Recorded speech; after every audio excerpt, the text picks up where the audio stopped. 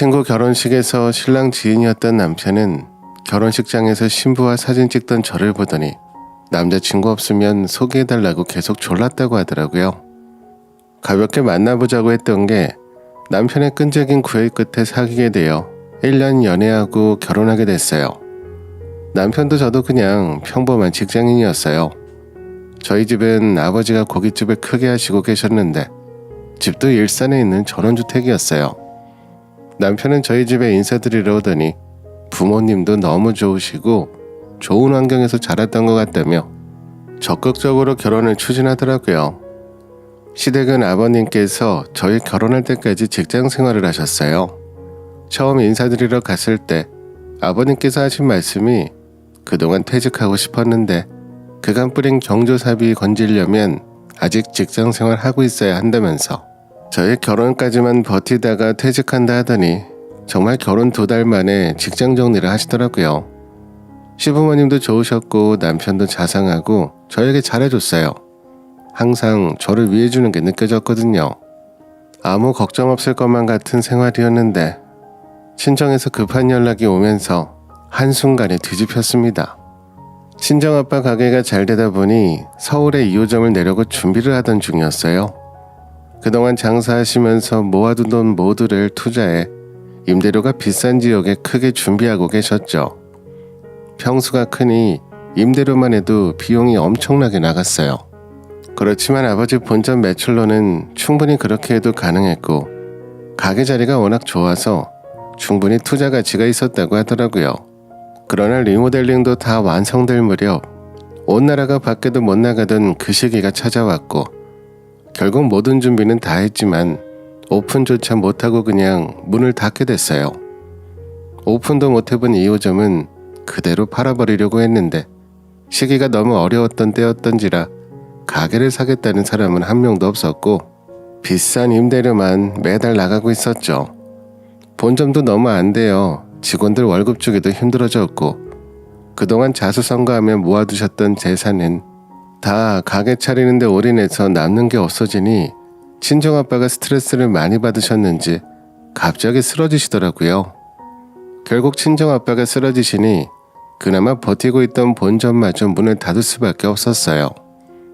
아빠 명의로 된 땅이며 부동산이며 거의 정리했고 가지고 있던 집 중 제일 작은 아파트로 이사가고 엄마 명의로 되어 있는 부동산 빼고는 모두 처분하게 됐죠.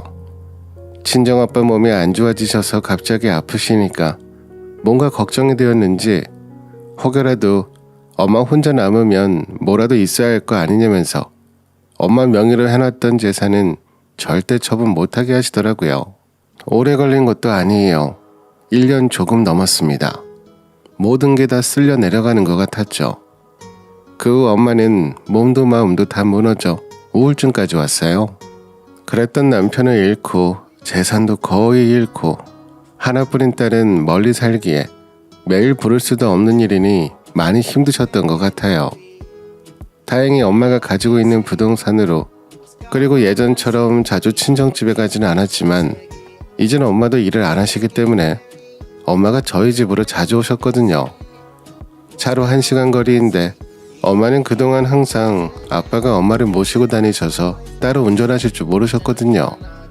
그래서 매번 지하철과 버스를 타고 오시느라 1시간 반 이상 걸리심에도 불구하고 집에 계시는 것보단 낫다 싶어 자주 오셨죠. 엄마를 만나게 되면 저희 딸 옷도 좋은 거 사주시고 유치원 특별활동비도 보내주시고 저 필요할 때 쓰라고 가끔씩 돈도 좀 주워주시기도 하고 정말 많이 도와주셨어요. 몇십만 원씩 모이면 그것도 엄청 큰 액수잖아요. 저는 보내주실 때마다 몸둘 바를 몰랐는데 시댁은 그런 모습도 만족스럽지 않은 것 같더라고요. 거기다가 저희 남편까지 점점 툴툴거리기 시작하는데 갑자기 그런 상황에 놓이니 어처구니가 없더라고요. 남편이 예전만치 못하고 점점 달라지는 모습이 보였어요. 남편뿐만 아니라 시댁 식구들도 달라졌어요. 아버님이야 한결같이 저한테 대면대면 하셨으니 그럴 수도 있다 하지만 어머님이 저에게 사사건건 트집 잡으시는데 정말 그동안 모습과 어느 모습이 진짜였나 싶더라고요. 아이가 유치원에서 감기가 걸려와도 제가 옷 제대로 안 입혀서 보내서 걸린 거라며 제 탓. 유치원에서 다른 아이와 싸우고 와도 제가 제대로 교육 안 시켜서 싸운 거라며 제 탓. 뭔 말 같지도 않은 말로 제 탓을 하는데 정말 사람 미치게 하더라고요. 자상하고 다정했던 남편도 이제 무시하면서 막말을 하는데 너무한다 싶어서 제가 물었어요. 당신은 어느 모습이 진짜 당신 모습이야? 지금이야? 대체 왜 그러는 거야? 내가 그동안 너네 집 비위 맞춰주느라 얼마나 힘들었는지 알아? 맞춰준 거였어? 그럼 그동안 가식이었던 거네. 그리고 우리 부모님한테 너네 부모가 뭐야? 무슨 말을 그렇게 해? 가식이든 뭐든 네 마음대로 생각하시고요. 그리고 니네 부모님이니까 그렇게 말을 한 건데 뭐 잘못됐어? 이제 너네 집에 얻을 것도 없는데 내가 왜 예우를 대해야 되냐? 가서 양말이나 빨아 하더니 양말을 뒤집어 벗어서 제 얼굴에 던지더라고요. 저는 잠시 제 얼굴에 부딪혀 떨어진 양말을 바라보다 조용히 그 양말을 주워서 빨래통에 담았어요. 그리고 그 빨래통 전체를 다 들어서 남편 머리 위에 탈탈 털었죠. 너 지금 뭐 하는 거야? 우리 집에 얻을 거 있을까봐 그동안 그렇게 가식을 떨은 거야? 지난번에 당신이 사고 쳐서 우리 아빠가 돈 다 물어주고 시댁에 말 안 했던 거 기억 안 나? 나 지금 어머니께 전화할까? 했더니 할 말이 없는지 빨래물을 주섬주섬 빨래통에 담아 갖다 두더라고요.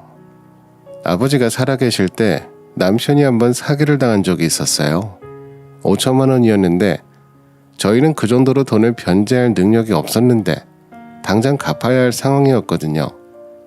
시댁에 말하지 못했던 건 저 만나기 전에도 한번 사기를 당한 적이 있는데 시댁에서 변제해줘서 이번에 알면 정말 죽는다면서 절대 비밀로 해달라고 해서 아버지한테 빌려 수습했거든요.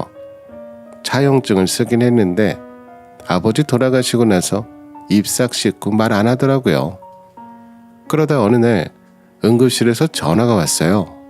엄마가 쓰러져서 구급차를 타고 응급실로 왔다고 하더라고요. 급하게 어머니께 아이 맡기고 병원으로 달려갔죠. 응급실에 누워있는 엄마는 그새 또 살이 빠졌는지 야위였더라고요. 뼈가 드러날 만큼 야위인 팔에 링거를 꽂고 있어서인지 더 안 좋아 보였어요. 아버지 돌아가시고 나서 볼 때마다 야여가는 모습을 보면 정말 가슴이 타들어가더군요. 근데 가만히 보니까 엄마 곳곳에 팔이며 다리며 넘어진 흔적이 있는 거예요. 엄마 몸을 샅샅이 살펴봤죠. 옷을 들쳐 등과 배에도 살펴봤는데 상체 앞부분은 괜찮은데 등과 옆구리, 팔다리를 보니 자주 넘어지신 것 같았어요. 엄마, 몸이 왜 이래? 몸 전체가 다 왜 어디 넘어지셨어? 무슨 일 있어? 엄마는 말이 없으시더니 제가 계속 재촉하자 말씀하셨어요. 사실 요즘 자꾸 어지러워. 처음엔 아침에 일어나면 핑 돌고 말더니 점점 어지러운 게 심해지더라고. 혹시 빈혈인가 싶었는데 요즘 그래서 너한테 자주 안 갔던 거고 최근 들어서는 중심도 잘 안 잡히고 넘어질 때가 많아. 이거 봐봐. 다 넘어져서 생긴 거야. 아니 그럼 나한테 말을 했어야지. 왜 말 안 하고 이렇게까지 다치고 있었던 거야? 말을 했음 내가 병원에 모시고 가잖아. 그럼 이번에도 넘어진 거야? 엄마는 끄덕끄덕 하시면서 이번에 넘어졌는데 하필 모서리에 부딪혀서 그랬지. 오면서도 차 안에서 어지러워서 토를 몇 번 했는지 원. 구급대원들한테 미안해서 어쩌나.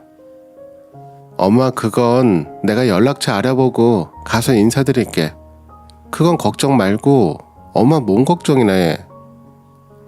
의사 선생님 말씀이 어지러움의 원인을 찾아야 하고 머리를 다치셨으니 MRI 촬영도 하고 혈액 검사도 하고 몇 가지 검사를 진행하자고 해서 다 하고 결과는 며칠 뒤에 나온다고 해서 퇴원했어요. 남편은 집에 오면서도 뒷자리에 엄마가 뻔히 있는 걸 알고 들리는 거 알면서도 무슨 검사를 그렇게 많이 해? 요즘 병원들은 참 쓸데없는 검사하면서 검사비만 받아먹으려고 환자가 무슨 봉인 줄 알아? 하길래 기가 차서 원인을 알려면 검사를 해야 한다잖아.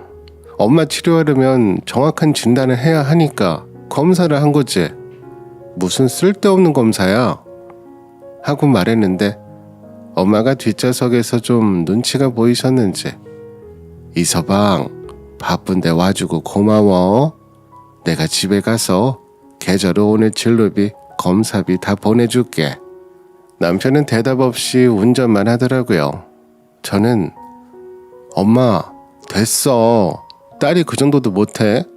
엄마가 줘도 안 받을 거야. 시어머니가 똑같이 병원 가셨어도 그렇게 했을 거고 하면서 남편을 째려보니 묵묵히 운전만 하더라고요. 남편이 너무 미웠어요. 엄마가 있으니 언성 높여서 싸우진 못하겠고 다음날 전화로 대판 싸웠네요. 내가 어제 엄마 계셔서 참고 있었는데 시어머니가 그렇게 병원 실려가셔서 누워 계셨어도 그렇게 돈 아까워했을 거야? 나 엄마한테 검사비 안 받을 거야. 아무리 우리 집이 망했다지만 사람이 어찌 이렇게 달라지냐? 아이한테 부끄럽지도 않아? 하고 막 쏴붙였죠.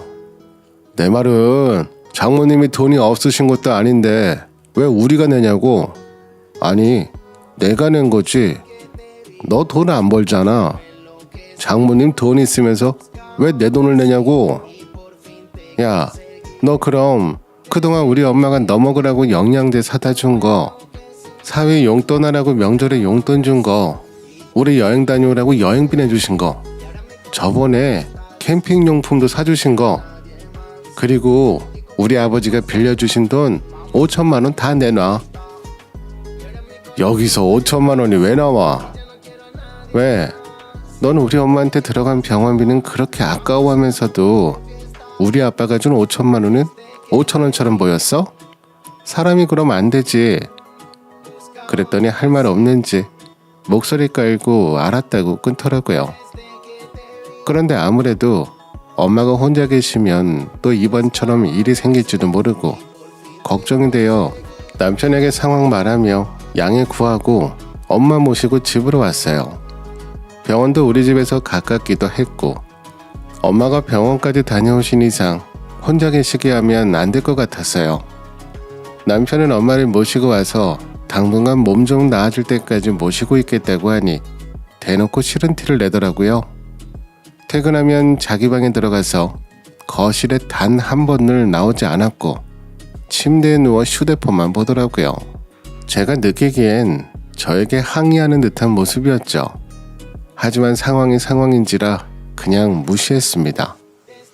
저런 어린애 같은 투정에 대꾸하고 싶지도 않았거든요. 다만 친정엄마도 불편해하시는 것 같아서 병원 치료만 끝나면 다시 모셔다 드려야겠다고 생각하고는 있었어요. 근데 저희 남편은 그 짧은 며칠을 못 견뎌 하더라고요. 그러다 다리미 때문에 저도 터져버렸죠. 그날만 생각하면 아직도 속에서 천불이 쏟습니다.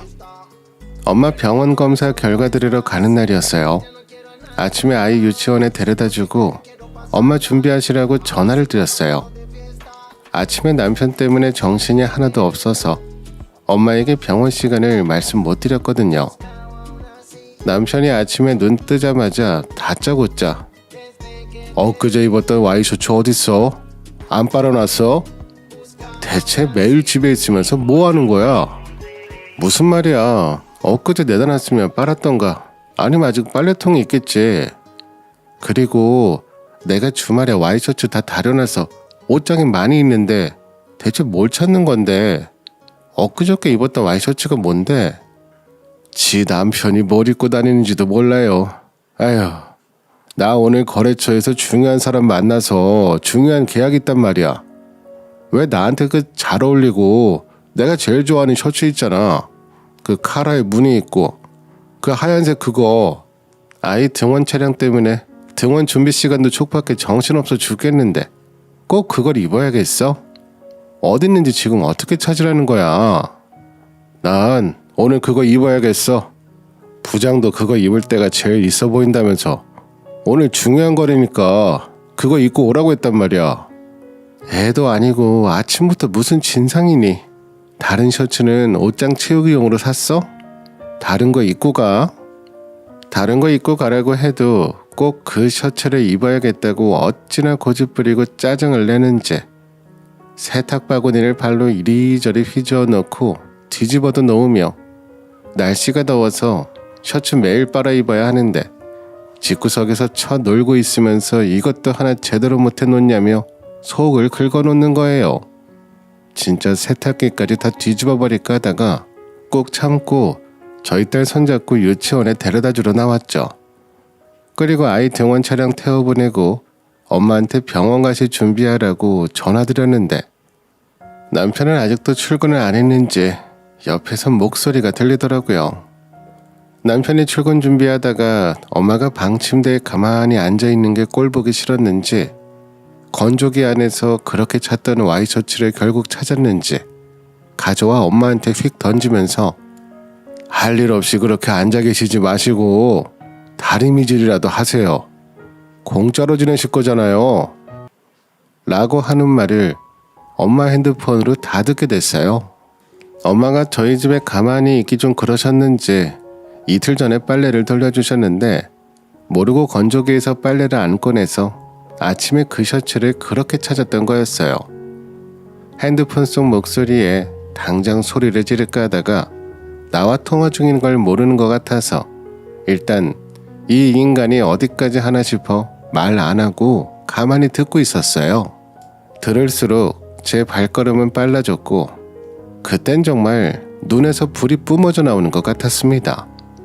남편은 대놓고 엄마한테 무시 발언을 하더군요. 자식이라고는 하나뿐인데 이 정도면 민폐인 거 아세요? 서정이가 고생인 것 같죠? 돈 벌어서 장모님 입속에 들어갈 밥 먹게 해드리는 건 저예요. 뭐 하나 해준 게 있어야 아깝진 않지. 이서방 미안해. 내가 오늘 병원 갔다 오면 서정이한테 잘 얘기하고 집으로 갈게. 내가 집으로 가는 게 서로 다 편하겠어. 네, 서정이가 누굴 닮았는지 고집도 엄청 세고 성질머리는 아휴 꼭 잘 좀 말씀해 주세요. 장모님도 제 집보다는 장모님 집이 더 편하시지 않겠어요? 그동안 정원에게 엄마한테 이런 식으로 대했다는 생각을 하니 피가 거꾸로 솟더라고요.